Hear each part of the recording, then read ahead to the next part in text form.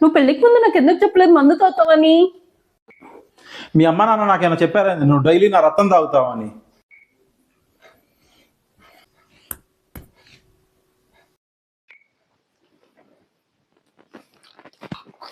అబ్బో ఉప్పు ఎక్కువైంది. మా ఆయన ఏమంటాడో ఏంటో, ఈ కర్రీ బాగాలేదు, ఏం చేస్తాడో ఏంటో, తింటాడో లేదో. వావ్, ఎక్కరేనా కలబెట్టావా? ఇంకా నాశనం అయిపోయింది కర్రీ. అసలేం నాకైతే వద్దు, నువ్వే తిను. కలబెట్టిన దానికి ఇంట్లో అయిపోద్దా? ఏందిరా ఇదే?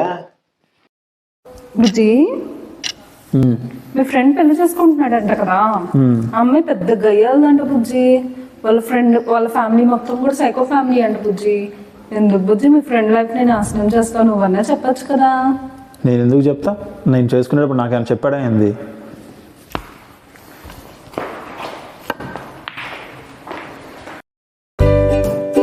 బుజ్జి, నిన్న నేను చేసిన పన్నీర్ కర్రీ ఎలా ఉంది?